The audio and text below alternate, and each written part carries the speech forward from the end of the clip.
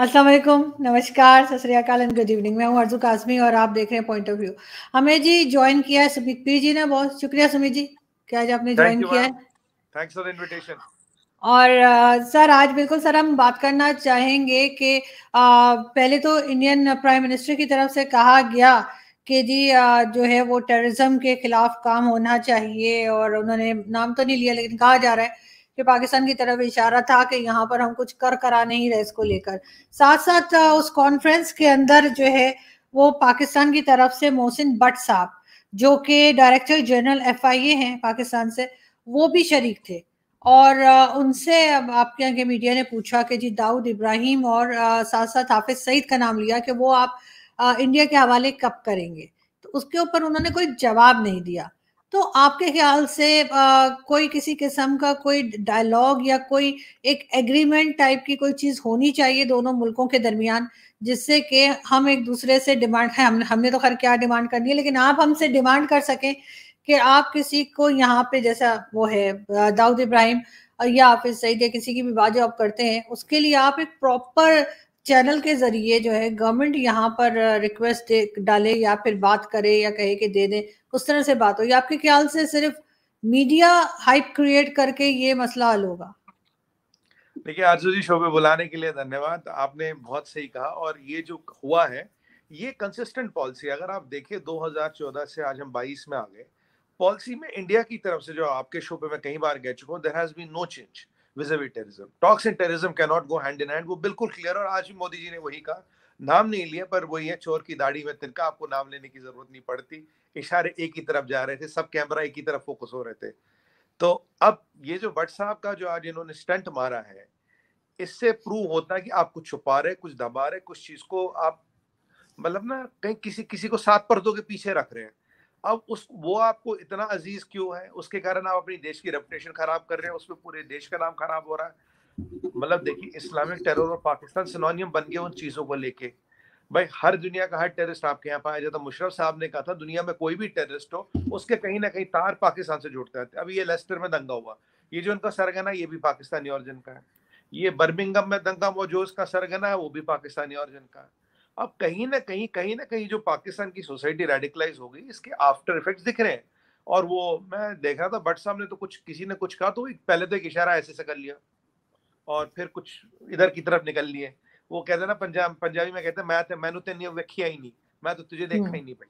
वो वाली बात कर दी। पर देखिए, सच्चाई बदलेगी नहीं। दाऊद इब्राहिम पाकिस्तान में है, हाफिज सईद पाकिस्तान में, सलाउद्दीन पाकिस्तान में। कल परसों मैं देख रहा था, सलाउद्दीन के साथ आपने तो 10-15 कमांडो भी लगा रखे हैं एज यूजुअल। तो उसको किससे खतरा? सलाउद्दीन को किससे खतरा? सलाउद्दीन पाकिस्तान में। अब आपने एक बात की आरजू जी, प्रॉपर चैनल की। आरजू जी, चैनलें बन बन के घिस गई, जूतियां घिस गई, चप्पलें कट गई। कौन से चैनल, कौन से डोजियर की बात करें? यहाँ तो आप एक स्टेटमेंट देने को तैयार नहीं। आप तो ये ना कंफर्म करते हो ना डिनाई करते हो। या तो आप बोल रहे हैं हमारे यहाँ नहीं है, ये भी नहीं तो नहीं बोलते, या तो बोलते जी हमारी नहीं पता। जब आपको नाम पता, घर का पता, उसके बिजली का बिल, टेलीफोन का बिल दे चुके हैं अजीत डोभाल साहब, तो रिकॉर्ड कह चुके हैं, सब दे चुके हैं, तो फिर क्यों नहीं दे रहे आप? क्योंकि आपके नेशनल एसेट है। क्या ये कहना गलत है? क्योंकि काफी एक्सपर्ट्स का ये मानना है इंटरनेशनली भी ये जो अफगानिस्तान से जो ओपियम कोकीन वगैरह का धंधा चलता है, ये दाऊद का जो सर्कल्स है ये इसको चलाते हैं, और उनमें से कट जाके आपको मिलता है, आपके ISI को मिलता है। रेवेन्यू शेयर पे ISI उसका काम करे, तभी उसको प्रोटेक्शन दे रखी है। पहले कराची में था, अपनी आपने खैबर पख्तूनवा वगैरह में जो बॉर्डर डिस्ट्रिक्ट है पाकिस्तान अफगानिस्तान का, वहां रख रखा है। तो अगर आपके लिए इतना बड़ा नेशनल एसेट नहीं हो, अगर आपकी इतनी जरूरत नहीं है, तो इतनी जलालत, इतनी ह्यूमिलिएशन के बाद why are you protecting him? अब वही मैंने जैसे सलाउद्दीन की बात की, सलाउद्दीन को किससे डर? उसके आगे पीछे 15 कमांडो क्यों? उन्होंने पाकिस्तान आर्मी के, पाकिस्तान पुलिस के। Why does Pakistan army and police need to protect Salahuddin? तो ये सवाल आरजू जी बहुत पेचीदा है, बहुत डायरेक्ट है। और अब दिक्कत क्या हो रही है आपको? दिक्कत ये हो रही है कि दुनिया के हर स्टेज पे आपको काउंटर किया जा रहा है। अच्छा, ये भट्ट साहब सोचे नहीं होंगे कि वहां कोई आके डायरेक्ट सवाल पूछ लेगा और सीधा सीधा नाम लेके पूछ लेगा। तो भट्ट साहब तो पहले इधर उधर देखे, फिर हाथ भी के और इधर देख ले। अब वो वाली बात होगी ना, वो कि वो जैसे हमें बचपन में टीचर मारती थी, जब थप्पड़ लगता था तो बाकी हमारे आसपास बच्चे देखते थे, तो हम कहते थे हमें तो लगी नहीं, हमें तो लगी नहीं। ये तो वो वाला स्टाइल आपने कर दिया। पर दिक्कत है, परेशानी है, आपके एक सिस्टमेटिक फेलियर है जिसको आप अब छुपा नहीं पाओगे। और आज हम आपको कह रहे हैं आप जहां जाओगे आपको कोई ना कोई स्टेज पे जाके कन्फ्रंट करेगा, और आप कितने लोगों से छुपोगे, कहां कहां तक नजरें छुपाओगे, और ये नजरें छुपाने का कारण क्या है? ऐसी क्या मजबूरी है कि आपको नजरें छुपानी पड़ रही है? अरे भाई क्या है वो जरूरी है। और आरजू जी सच बताऊं ना आपको डोजियर चाहिए, ना आपको दस्तावेज चाहिए, ना आपको चैनल चाहिए, आपको सब पता है। अब ये लेकिन एक जो चीज मीर है। था पाकिस्तान आर्मी का, आपने जी चाइना से इसका टेक्निकल होल्ड नहीं लगवाया। जो मीर है, मेजर मीर या जो भी है, जो भी इसका टाइटल जी रहा है, इसके हाँ। चक्कर में आपने टेक्निकल होल्ड लगवाया। मसूद अजहर के चक्कर में आप चाइना से टेक्निकल होल्ड लगवाते हैं। तो ये जो पाकिस्तान का जो खेल है ये सबके सामने आ गया है, और आज उस खेल में एक और परत, एक वो झूठ की एक और परत हट गई, और आज तो ये हुआ कि इंटरनेशनल फोरम पे आप मुंह छुपाते रह गए।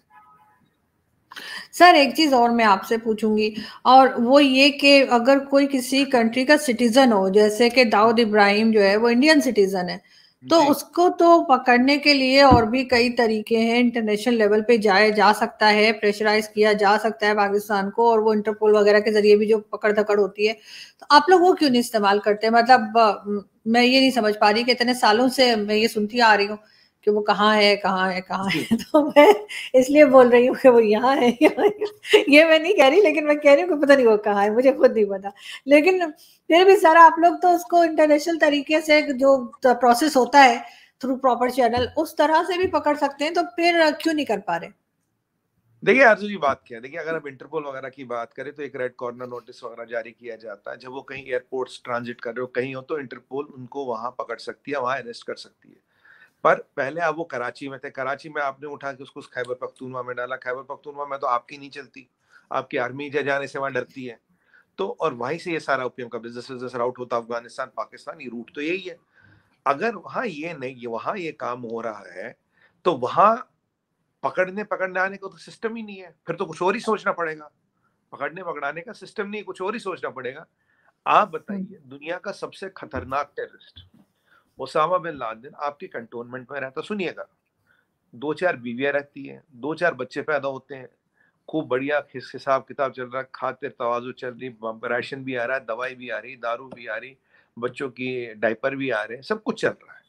और आप बता रहे हैं कि पाकिस्तान आर्मी ये बताती, हमें तो पता ही नहीं यार कौन रह रहा है यहाँ पे, उसके आसपास चिड़िया पर नहीं मार सकती, आपको ये नहीं पता उसके यहाँ क्या रहे। तो आप कहने का मतलब क्या है कि कल को एक यहाँ से बंदा जाएगा, पाकिस्तानी कैंट में जाएगा, वहां जाके रहेगा, 2-4 बीवियों 2-4 गर्लफ्रेंडों के साथ रहेगा, खूब बच्चे बच्चे पैदा होंगे, ऐश इशरत होगी, और पाकिस्तानी आर्मी को ये नहीं पता भाई ये है कौन। भाई आप अपने आप को इतना डाउनग्रेड ना करें ना, ताकि लोग आप पे शक करें। अब फिर आपने एज यूजुअल बोल दिया कि हमें नहीं पता, और जब जिन अमेरिका ने उसे मार डाला, फिर नियाजी साहब कहते शहीद आजम है। शहीद आजम नियाजी साहब ने कहा था, मैं नहीं कह रहा। तो आरजू जी, जब यहाँ हिपोक्रेसी ऐसी है, वर्ल्ड का नंबर 1 टेररिस्ट है, और यहाँ और उससे आपको कोई फायदा नहीं है, बस आप मतलब you are not getting money from him.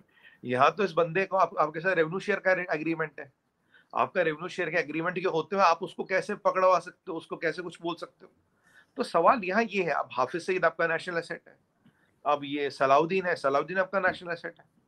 नहीं तो मुझे बताइए, सलाउद्दीन को आपके आपके फौज के कमांडो क्यों प्रोटेक्ट कर रहे हैं? अगर वो टेररिस्ट और आपको पता नहीं कहाँ है, तो वही Salahuddin been protected by Pakistan army and Pakistan police commandos. What has Pakistan army and Pakistan police got to do Salahuddin? Salahuddin तो कश्मीरी है, दाऊद इब्राहिम भी हिंदुस्तानी, सलाउद्दीन भी तो हिंदुस्तानी है, तो दे नहीं दीजिए ठीक सलाउद्दीन को। है, नहीं सर ठीक है, आप बिल्कुल सही कह रहे हैं कि बिल्कुल हाफिज सईद को भी प्रोटेक्शन दी गई है, और बाकी लोगों के भी जो नाम आप ले रहे हैं सलाउद्दीन वगैरह, बिल्कुल ठीक है, आई एग्री विद यू। लेकिन दाऊद इब्राहिम तो इंडियन है ना, तो आपके ख्याल से कि उसके ऊपर कोई किसी किस्म का इंडियन लॉ जो है वो नहीं लगता, या जैसे होता है कि कोई इस किस्म का अगर क्रिमिनल हो किसी दूसरी कंट्री में भाग जाए हमारी कंट्री का, हमारे तो अक्सर वो जो हमारे पॉलिटिशियन जाते हैं उन तक का कहा जाता है कि करप्शन करके गए तो इसके जरिए वापस ले आएंगे, उसके उस सिस्टम के जरिए वापस ले आएंगे, तो ऐसा कुछ भारत नहीं सोचता दाऊद इब्राहिम को पकड़ने के लिए? देखिए आरजू जी, अगर वो नॉर्मली जाके छुपा हो कहीं पे भी, तो एक प्रोसीजर्स है, प्रोसेसेस है, उसके कारण आप उसको एक्स्ट्राडाइट कर सकते हैं। देखिए अबू सलीम को हम पुर्तगाल से ले आए थे, कई सारे लोग हमने, सऊदी वालों ने तो शायद दर्जनों में हमें लोग हैंड ओवर किए, दर्जनों में। बांग्लादेश ने बहुत सारे लोग हमें हैंड ओवर किए, कई सारी इस्लामिक कंट्रियां जहां हमें बहुत लोग हैंड ओवर हुए, सबसे ज्यादा सऊदी अरब ने हमें किए, बहरीन ने हमें लोग दिए, मतलब और ऐसे ऐसे लोग हैं कि सिर्फ जहाज में वहां बिठाया यहाँ उतारा। मतलब स्पेशल प्लेन में भी लोग मतलब ना लोड करके लाए गए यहाँ पे। नाम लेना ठीक नहीं है, आपको भी पता होगा मैं किनकी बात कर रहा हूँ, जितने पब्लिक मीडिया में इंफॉर्मेशन है। बट कहने की बात यह है, वहाँ की गवर्नमेंट आपके साथ कोऑपरेटिव थी, वहाँ की गवर्नमेंट उनको पकड़वाना चाहती थी। दिक्कत यह है यहाँ की गवर्नमेंट यहाँ का एस्टेब्लिशमेंट ही उसे बचाना चाहता है। वहाँ की गवर्नमेंट के लिए वो आदमी लाइबिलिटी थी, आपकी गवर्नमेंट के लिए वो आदमी एसेट है। तो आप देखिए ना, उसामा बिन लादेन क्या लगता है आपको, आपकी आर्मी के आपकी गवर्नमेंट की मर्जी के बिना बैठा था क्या अबोटाबाद में? ये पॉसिबल है क्या? नहीं पॉसिबल है, आप भी जानते हैं, मैं भी जानता हूँ। तो जब गवर्नमेंट ही आरजू पर प्रोटेक्शन कर रही है, गवर्नमेंट ही बचा रही है, कराची से आपने निकाल के उसको खैबर पख्तूनख्वा में रखा है because you are protecting him, सीधी सी बात है। मैंने बताया, आप दाऊद इब्राहिम क्यों की बात करते हैं? सलाउद्दीन भी तो इंडियन सिटीजन है, सलाउद्दीन भी तो कश्मीरी है, तो सलाउद्दीन को भी तो प्रोटेक्ट कर रखा है ना आपने। अब यही वाली बात है, जब लोग कहते हैं कि भाई डॉक्टर जन बाजवा साहब अच्छी बात करते, पीस की बात करते, मैं कभी इस चीज को, मैं हमेशा इस चीज को अपोज इसी लॉजिकल ग्राउंड पे करता हूँ। मैं कहा देखिए, आपने ऐसा कोई टेररिस्ट आतंकवादी भारत को नहीं दिया, नहीं दिया ना। मैंने तब भी आपको बता, दाऊद है, सलाउद्दीन है, बहुत सारे नाम दिए आपने। आपके यहाँ ड्रोन एक्टिविटी नहीं रुकी, आपके यहाँ जो आर्म्स की स्मगलिंग है वो नहीं रुकी, आपकी बैट टीम्स बॉर्डर पे एक्टिव है वो नहीं रुकी, आपका इंट्रूजन और टेररिस्ट लॉन्च पैड पे पूरे हो रहे, ट्रेनिंग पूरी हो रही, कैंप पूरे खुले, अब भी हथियारों पे पाकिस्तान की मार्किंग मिलती है, PFI पे रेड होता है वहां पाकिस्तान का नाम आता है। तो जहां भी कोई लफड़ा झगड़ा होता है उसके कहीं ना कहीं तब पाकिस्तान से तार जुड़ रहे हैं। इन 10 चीजें मैंने गिनाई, अगर इन 10 चीजों में से एक चीज भी कम नहीं हुई तो how can we trust general Bajwa? वो कहते जी I want peace with India, but अगर 10 में से 5 चीजें भी ग्राउंड पे हिलती तो हम कहते हाँ लगता है कि आपकी बार पीस कर रहे हैं, पर आप पीस चाहते हैं, पीस की कोशिश कर रहे हैं। बट आरजू जी आप देखिए, there is nothing on the ground which is moving. हमें क्या, हमारी इंटेलिजेंस को नहीं पता सलाउद्दीन को कौन प्रोटेक्ट कर रहा? पता, बिल्कुल पता। हमें नहीं पता सलाउद्दीन कहाँ रह रहा, बिल्कुल पता है। अब तो हमने वो प्रेडिएटर ड्रोन्स भी लिए, देखिए अब आगे क्या होता है। बट पता तो हमें भी सब कुछ है, कौन कहाँ रहता है, कौन कहाँ है, कौन कहाँ उठता है, कौन कहाँ बैठता है। अमेरिका ने आपको डोजियर नहीं दिए, बिल्कुल दिए। अमेरिका ने नहीं बताया उसामा बिन लादेन का कहाँ है। फिर अमेरिका को एक दिन पता लग गया भाई पाकिस्तान को बोल बोल के कुछ नहीं होगा, उसका नाम पता निकाला, ऑपरेशन प्लान किया, अबूटाबाद किया, निकल लिए। सोल्यूशन यही है आरजू जी, मैं डायरेक्ट कहता हूँ सोल्यूशन यही है। आपके यहाँ से इतने तार जुड़े होते हैं लोगों के कि आप कहाँ कहाँ से किस किस का कितने कितने तार काटोगे। और तभी I found it oxymoronic when people talk कि भाई हम तो जी हम तो पीस चाहते हैं, हम तो ट्रेड चाहते हैं, हम तो शांति चाहते हैं, but on the ground you are doing nothing to stop anti-India activities, to stop anti-India rhetoric and to stop anti-India venom। वो आप कुछ करते नहीं। हाँ बातें जरूर कर लोगे जी, पीस चाहिए जी, वो चाहिए जी, अब सब दोस्ती हो गई। अब ये बताइए, जो इस साइड के लोग हैं, हमारी तरह के लोग हैं, वो भी तो असेसमेंट करेंगे ना। अब अजीत डोभाल साहब देखिए, वो कोई कच्चे खिलाड़ी तो है नहीं। चलो मुझे से कोई बोल दो मैं मान भी जाऊंगा, बट अगर आप अजीत डोभाल से बात करो, Ajit Doval understands this game 1000 times better than me. उन्हें तो एक वो तो मतलब ऐसे खिलाड़ी के आप एक स्टेप चेस का चलो, वो ये भी प्रेडिक्ट करेंगे 11वां स्टेप आपको कौन सा होगा। मुझे साथ में शायद 2 स्टेप प्रेडिक्ट करते हैं। लेकिन सर बस लास्ट सर तो ऐसे को कैसे कन्विंस करो कि आपका एक्शन नहीं है ग्राउंड पे Arzoo ji, ground action is not on the ground. बिल्कुल। लेकिन सर साथ साथ ये भी है, ओसामा बिन लादेन के ऊपर मैं बोलना चाह रही थी, ये भी कहा जाता है कि ओसामा बिन लादेन को तो अमेरिका ने खुद ही रखा हुआ था और ये सब कुछ था। खैर वो एक अलग चीज है, मगर बिल्कुल डेफिनेटली आप सही कह रहे हैं कि रिजल्ट नजर आएगा, और चाहे थोड़ा ही सही लेकिन रिजल्ट नजर आएगा, तभी कुछ बात आगे बढ़ेगी। मगर बहरहाल कहा हमारे यहाँ से तो यही कहा जा रहा है कि जी हम लोग काम कर रहे हैं, क्योंकि उसमें मेन रीजन जो है वो इंडिया नहीं है बल्कि FATF है, और हमने FATF की ग्रे लिस्ट से निकलना है। लेकिन सर साथ साथ अभी आज की मैं न्यूज देख रही थी तो इंडियन क्रिकेट टीम ने की तरफ से मना कर दिया गया कि पाकिस्तान आके एशिया कप में हिस्सा नहीं लेंगे। और वैसे तो आप भी जानते हैं कि बैकडोर डिप्लोमेसी भी चलती रहती है दोनों कंट्रीज की, और कुछ ना कुछ थोड़ा बहुत छुप छुपा के ट्रेड और ये सारी चीजें भी हल्की फुल्की है। ऐसा नहीं है कि बिल्कुल हम लोग जीरो पर नहीं जा रहे। लेकिन अगर हम क्रिकेट और इस किस्म के मतलब स्पोर्ट्स को भी अगर हम बीच में ले आएंगे पॉलिटिक्स के, तो आपके ख्याल से ज्यादा नुकसान होगा दोनों कंट्रीज का? क्योंकि एक एक दरवाजा या खिड़की तो खुली रहने देना कि जिससे थोड़ी फ्रेश एयर आए और थोड़ा उम्मीद हो बेहतरी की। देखिए आरजू जी, आपने क्रिकेट का विषय छेड़ा, तो देखिए आपने पहले बोला उसामा बिन लादेन यहाँ था। अगर उसामा बिन लादेन वहां था तो अमेरिका को इतना डेंजरस मिशन लाए, अल्ट्रा लेटेस्ट स्टेल्थ हेलीकॉप्टर लाए, उनको अफगानिस्तान से उड़ाया, फिर एक हेलीकॉप्टर गिर गया, एक उसको ब्लास्ट किया, फिर उसके टुकड़े चाइनीज का उठा उठा के ले रहे थे टेक्नोलॉजी चुराने के लिए। Why would America take such a big risk? अगर ये घटना होती, अगर ये मिशन फेल होता, अगर 20-25 मरीन मारे जाते, आपको पता अमेरिका का नाम दुनिया में खत्म हो जाता मिलिट्री पावर्स में। तो कोई मतलब ये तो आपके यहाँ जो स्टोरियां बनती, मैं तो समझ रहा था ये स्टोरी बनाता कौन है, इतना बड़ा कलाकार कौन है कि हीरो अपने आप के साथ ही वो रशियन, वो नहीं है ग्राउंड, एक रिवॉल्वर एक गोली लगा के वो घूमता है, वो रशियन कुछ गेम कहते हैं उसको, वो खेल रहा है। देखिए ये वाले कॉन्सेप्ट तो हॉलीवुड की पिक्चरों में भी नहीं चलते। वहां भी हीरो कोशिश करता है देश को बचाने के लिए। आप तो कह रहे हो कि हीरो खुद ही उसामा बिन लादेन को लाया। फिर अब ये बताइए आपके यहाँ लाया तो रखा कहाँ से लाया? क्या ट्रेन में बैठ के आया था? क्या जॉर्ज बुश या कोई ट्रेन में आया, इस्लामाबाद उतरा, वहां से अबोटाबाद की बस पकड़ी, बोले ये तेरा मकान, ये तेरी चाबी, ये तेरी बीवी, ये तेरे बच्चे, तू ऐश कर। और 8 साल बाद फिर एक स्क्रिप्ट प्ले लिखेंगे, फिर एक डायरेक्टर आएगा, फिर 2 जहाज उतरेंगे। आरजू जी ये तो जेम्स कैमरॉन की पिक्चर से भी आगे वाली बातें करता है आपका एस्टेब्लिशमेंट। ऐसा वाइल्ड इमेजिनेशन तो जेम्स कैमरॉन के बाजू ही नहीं होगा। आप उसे कहिए पिक्चर बना, इसमें बिल्कुल हाथ खड़े कर जाएगा, भाग जाएगा, कहेगा नहीं भाई नहीं चलेगी, इतनी ऐसी पिक्चर नहीं चलेगी मेरी। अब आता हूँ मैं आपके पास क्रिकेट वाली बात। देखिए इंडिया ने मना किया है क्रिकेट खेलने से, और आपके शायद रमीज राजा साहब का भी आया स्टेटमेंट कि Pakistan will pull out of the world cup to India में हो रहा है। तो हमारा कहना ये मतलब है, देखिए हमारा आपके साथ क्रिकेट खेलना ऑप्शन है, आपका हमारे साथ क्रिकेट खेलना कंपल्शन है। पहली बात, आप एशिया कप से निकलिए, वर्ल्ड कप से निकलिए, कोई दिक्कत नहीं, मेरे हिसाब से तो कोई दिक्कत नहीं। आप देखिए can you afford to do that or not? अगर आप अफोर्ड कर सकते हो तो देख लीजिए। जो श्रीलंकन क्रिकेट टीम का आपके यहाँ हुआ वो एक बेंचमार्क है। और मुझे बताइए, जब आप खुद कहते हैं हमारे यहाँ 50,000 आतंकवादी खुले घूम रहे हैं, हमें पता नहीं हाफिज सईद का, हमें पता नहीं सलाउद्दीन का, हमें पता नहीं दाऊद इब्राहिम का, हमें ABCD कोई नहीं पता कहाँ है, यहाँ है नहीं है ये भी नहीं पता। आपने मसूद अजहर को पीछे उनको बोल दिया, क्या नाम है, अफगानियों को, तुम्हारे यहाँ। अगले दिन वो चिट्ठी लिखते, भाई हमारे यहाँ तो है ही नहीं, यहाँ कहाँ से आ गया? देखिए अब वो आमिर अल ज़वेरी भी आपके जिंदा हो गया था, उसे भी अमेरिकनों ने आपके यहाँ 30 साल रखा, खाना पानी दिया, बोले एक दिन एक टाइम, एक मतलब 1 दिसंबर, कौन सा महीना था वो, हाँ से अगस्त 15 के आसपास 3:32 पे हम कैमरा लगाएंगे, फिर एक ड्रोन उड़ेगा, वो तुम्हें मारेगा, उसकी न्यूज छापेंगे। ये तो आपने आरजू जी वो मतलब थ्रिलर का भी सस्पेंस बना दिया। पर क्वेश्चन मेरा ये है, तो अगर ये है तो टीम का नवाज सेफ नहीं है। और एक चीज बहुत क्लियर करना चाहता है इंडिया, बहुत वाजे करना चाहता है, ये जो पहले होती थी ना, जिसे मैं कहूंगा एक मतलब बिरयानी डिप्लोमेसी, कि आतंकवाद भी चल रहा है, लड़ाइयाँ भी चल रही, और यहाँ पे बिरयानियां भी चल रही, मैच भी चल रही। बट उससे क्या होता था, कहीं ना कहीं पाकिस्तान को ये जाता था, एक मैसेज जाता था आपके एस्टेब्लिशमेंट को खासकर, we can do what we want but business will be as usual. काम भी चल रहा है, आतंकवाद भी चल रहा है, बिरयानी भी चल रही, मैच भी चल रहा है। अब मोदी जी की जो पॉलिसी है, कहता भैया जब तक ये टेरर नहीं रुकेगा, टेरर खत्म नहीं होगा, ना मैच होगा, ना कैच होगा, और ना ही बिरयानी होगी, ना ही खीर बनेगी, और ना ही कहवा पिया जाएगा, तब तक कुछ नहीं होगा। तब तक आप अपने रास्ते, आप अपने रास्ते, आप आतंकवादी बनाने में बिजी रहिए, हम उनको एलिमिनेट करने में बिजी रहेंगे। आप अपना काम करिए, हम अपना काम करेंगे, और जिसको जब जो करना होगा वो करेगा। देखिए सर्जिकल स्ट्राइक भी हुई, उरी भी हुआ, बालाकोट भी हुआ, और बाय द वे बालाकोट के बाद ये मसूद अजहर दिखे नहीं कहीं, तो पता नहीं वो कहाँ गायब हो गया मसूद अजहर, तब से तो दिखा नहीं। पहले तो आपने बोला भाई हॉस्टल में है, उसके बाद आपने बोला जी उसकी किडनी खराब है, उसके बाद आपने बोला वो बहुत खराब है, दिखाई नहीं दे रहा, फिर पता लगा कहीं गया। पर ये क्या बात हुई आरजू जी, बालाकोट से लेके अब तक इतने साल हो गए, मसूद अजहर का एक लाइव पिक्चर, एक लाइव वीडियो आया नहीं कि। और वैसे आपके ही शो पे वो ब्रिगेडियर साहब थे मेरे साथ, उन्होंने तो ये बोला कि आपने तो वहाँ कौवे मारे थे, वहाँ तो कोई नहीं था, तो कौवे मारे, कुछ दरद गिराए थे।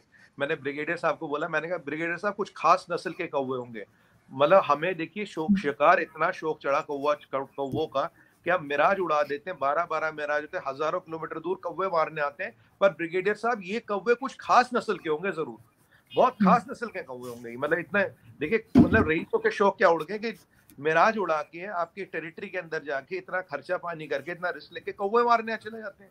और कुछ पर आरजू जी एक बात है, कुछ तो बात है इन कौवों में, कुछ तो बात है उनमें, वो कहना कुछ तो बात है इन कौवों में। वो कैडबरीज का ऐड आता था ना, कुछ खास है हम सभी में, कुछ बात है जिंदगी में, वैसे कुछ तो खास है इन कौवों में। अब ये आपकी विडंबना, ये आपकी हकीकत है आरजू जी। ऐसे में टीम का पाकिस्तान आना न सेफ है, न जस्टिफाइड है, न लॉजिकल है, न पॉलिटिकल है, न एथिकल है, न मॉरल है। और मैं नहीं जानता, और मैं नहीं मानूंगा कि जो हमारी पूरे इतना बड़ा क्रिकेट फर्टर्निटी, मैं आपको बताऊं पूरे देश में अगर टीम को पाकिस्तान जाना पड़ता, पूरे देश में आक्रोश होगा। ये इसको आप पॉलिटिकल डिसीजन मत समझिए। मैं क्योंकि मैं भी क्रिकेट फैन हूँ, मतलब मैं वो वैसा फैनेटिक फैन नहीं, क्रिकेट फैन मुझे भी अच्छा लगता है। बट मैं जो एज अ फैन कर रहा हूँ, पॉलिटिकल कमेंटेटर साइड पे कर दीजिए, सब पॉलिटिक्स साइड पे कर दीजिए। मैं चाह रहा हूँ पूरे देश में अगर आज आप वोट करें, शायद 1% बंदा भी वोट नहीं देगा कि टीम को वहां भेजो। ये जनता का मूड नहीं है अर्जु जी, इसमें पॉलिटिक्स ना देखे आप ज्यादा, ये जनता का मूड नहीं है। और बाकी रमीज राजा साहब अगर कह रहे हैं हमें वर्ल्ड कप से विड्रॉ करना, मैं तो कह रहा हूँ अभी उसको फॉर्मल अनाउंसमेंट कर दे, और फिर उसको रिट्रैक्ट ना करे फिर। लेकिन सर अगर यही मैच दुबई में हो रहा होता तो क्या इंडियन टीम आती आपके ख्याल से, या सिर्फ पाकिस्तान नहीं आना चाहते इसलिए मना किया, या कहीं भी पाकिस्तान के साथ नहीं खेलना चाहते? नहीं देखिए, पाकिस्तान नहीं आना चाहा इसलिए मना किया क्योंकि पीछे खेले ना हम, इंडिया के बाहर पीछे मैच हुए हैं, दुबई हुए, इधर उधर जो कप हुए भी पीछे, तो इधर उधर मैच हुए, हमने खेला। तो खेल में नहीं है, पर पाकिस्तान को लेके गारंटी नहीं है, पाकिस्तान को लेके गारंटी नहीं। हमारी आजू जी, हमारी टीम हमारा नेशनल एसेट है, और हम प्लेयर्स की एक बात बताइए ना, नियाजी साहब खुद कहते हैं यार 40,000 टेररिस्ट घूम रहा है, ठीक है, जितने बड़े टेररिस्ट ऑर्गेनाइजेशन है दुनिया में 15 एक है, वो आपके यहाँ, ये यूएन कहता है, यूएन के सबसे ज्यादा डेजिग्नेटेड टेररिस्ट आपके हैं, ठीक है जी, और कम से कम उनमें से आधी ऑर्गेनाइजेशन जिनका टारगेट ही इंडिया है, ठीक है जी। अब आपके बाजू में और भी तब से आईसिस वाइसिस वाले पहले नहीं थे, ये भी एक्टिवेट हो गए, काले झंडे भी दिखने लग गए, ठीक है, दाऊद इब्राहिम आपके यहाँ, सलाउद्दीन आपके यहाँ, लखवी आपके यहाँ, सर ऐसी सर बड़ी खान लिस्ट है। साहब को तो कुछ 40 नंबर से कुछ लगाव हो गया, क्योंकि उन्होंने तो ये भी कहा कि 1,40,000 पैगंबर आए, फिर उन्होंने कहा कि पाकिस्तान की आबादी 1947 में जो है वो 40 करोड़ थी, तो अब 40 उन्होंने करोड़ 40, हाँ, तो वो हर चीज में 40 लगा देते हैं। तो सर उनके ऊपर इतना सीरियस मत हुआ करें, हमको हम सीरियसली नहीं लेते। नहीं नहीं, तो एक बात बताओ, एक बात बताओ आरजू जी, देखिए पैगंबरों के विषय में मैं ज्यादा ज्ञान नहीं रखता, बट एक बात जरूर बोलूंगा, जो शेख रशीद साहब ने बोले थे ना 200 ग्राम के 400 ग्राम के डब्बा, मैंने बड़ी रिसर्च की इस पे, मैंने कहा मैथमेटिकली और physically can you make a nuclear weapon of 200 grams, पर जितनी मैंने रिसर्च की तो मुझे समझ आया मैथमेटिक्स और फिजिकली 400 ग्राम का 200 ग्राम का एटम बम बनाना संभव नहीं है। अब शेख रशीद साहब ने कौन सी टेक्नोलॉजी यूज की, कैसे बनाई, ये तो खैर शेख साहब बताएंगे, कि अब देखिए उनसे बड़ा साइंटिस्ट दुनिया में कोई है नहीं।